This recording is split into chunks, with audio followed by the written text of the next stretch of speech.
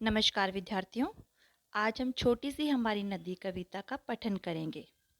छोटी सी हमारी नदी कविता के कवि का नाम है श्री रविंद्रनाथ ठाकुर। इस कविता में उन्होंने एक छोटी सी नदी और उसके आसपास के वातावरण का वर्णन किया है। अब आप ध्यान से इस कविता को सुनिए। छोटी सी हमारी नदी, टेढ़ी मेढ़ी धार, गर्मियों में घुटने भर भिगोकर जाते पार।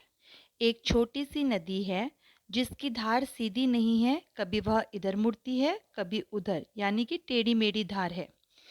इस नदी में गर्मी में घुटने तक का पानी होता है। पार जाते ढोर डंगर, बैलगाड़ी चालू, ऊंचे हैं किनारे इसके, पाट इसका ढालू।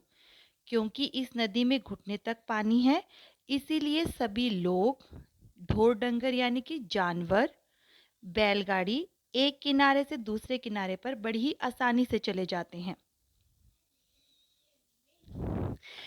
इसके किनारे ऊंचे हैं और इसका पाट ढालू है, यानी कि किनारे से अंदर की तरफ जो हिस्सा जाता है वह ढलावदार है। पेटे में झकाझक बालू, कीचड़ का ना नाम, कांस फूले एक पार, उजले जैसे धाम। इस नदी के अंदर, पेटे में यानी इस नदी के अंदर बालू मिट्टी है जो बहुत चमक रही है। इसमें बिल्कुल भी कीचड़ नहीं है। इसके एक किनारे पर कांस के फूल खिले हुए हैं और वह ऐसे लग रहे हैं जैसे धूप हो, घाम यानी कि धूप। दिन भर किचपिच करती मैना डार डार, रातों को हुआ हुआ कर उठते सियार। इसके किनारे जो पेड़ लगे हुए हैं वहाँ पर मैना नामक पक्षी दिन भर किचपिच करती रहती है और रात को सियार नामक जानवर वहाँ पर हुआ हुआ करता है, यानी उसकी हुआ हुआ की आवाज़ आती रहती है। अमराई दूजे किनारे और ताड़ वन, छाहों छाहों ब्राह्मण टोला बसा है सघन। इसके दूसरे किनारे पर आम के पेड़ हैं और ताड़ के वृक्ष हैं। वे इतने गहरे हैं कि दूर से देखने पर वन जैसा प्रतीत होता है और इन्हीं पेड़ों की छांव में ब्राह्मणों ने अपना निवास स्थान बनाया हुआ है। कच्चे बच्चे धार कछारों पर उछल नहा ले, गमछो गमछो पानी भर भर अंग अंग पर डाले। अब जो छोटे बच्चे हैं वे इस नदी के किनारे खेलते कूदते हैं और इस नदी की धार में नहाते हैं। कछार का मतलब होता है नदी के आसपास की ज़मीन। वह कभी नदी की धार में नहाते हैं तो कभी नदी के पास वाली ज़मीन पर उछल कूद करने लगते हैं। गमछों का मतलब होता है वह सूती कपड़ा जिससे आप अपने शरीर को पोंछते हैं। वो गमछों में पानी भरकर अपने अंगों पर डालते हैं। कभी कभी वे सांझ सकारे निपटा कर नहाना, छोटी छोटी मछली मारे आंचल का कर छाना। अब वे बच्चे कई बार सांझ यानी कि शाम को अपना नहाना निपटाकर, नहाने का काम अपना पूरा करके, आंचल यानी कि कपड़े का जाल बनाकर छोटी छोटी मछलियों को पकड़ते हैं। आंचल का कर छाना यानी कि कपड़े का जाल बनाकर। बहुएं लोटे थाल मांजती, रगड़ रगड़ कर रेती, कपड़े धोती घर के कामों के लिए चल देती।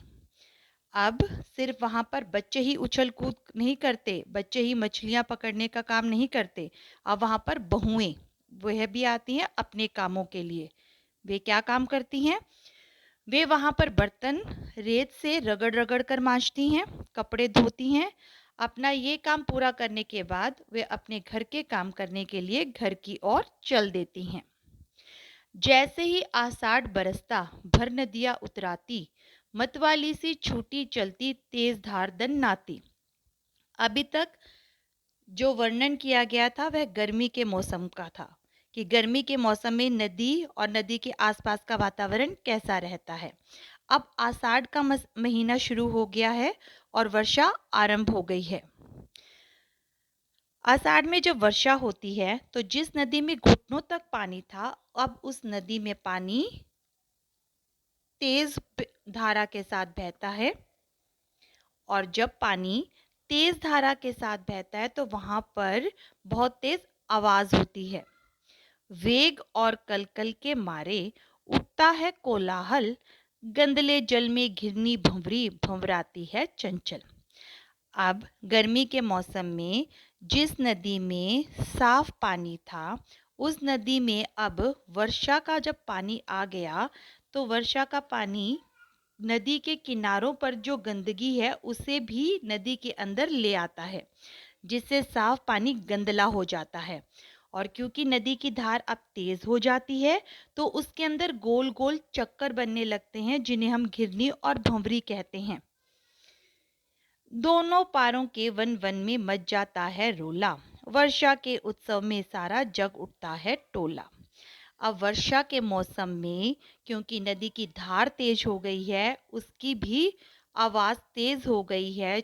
वहाँ पर नदी के आसपास रहने वाले जो लोग हैं, वो वर्षा ऋतु में नदी का बहाव तेज हो जाने के कारण थोड़ा घबरा जाते हैं। अब वहाँ पर रोला मच जाता है, यानी कि कोलाहल मच जाता है, और ऐसा प्रतीत होता है उस शोर को सुनकर जैसे कि सभी वर्षा का उत्सव मना रहे हैं। यानी कि सारे जो टोले वहाँ पर रहते हैं, ब्राह्मणों के जो टोला रहता है, नदी के आसपास जो लोग रहते हैं, वो वर्षा का उत्सव मना रहे हैं। आपने इस कविता में छोटी सी हमारी नदी के आसपास के वातावरण के बारे में जाना। अब आप ध्यान से इस कविता को पढ़िए और इसका अर्थ समझने का प्रयास कीजिए।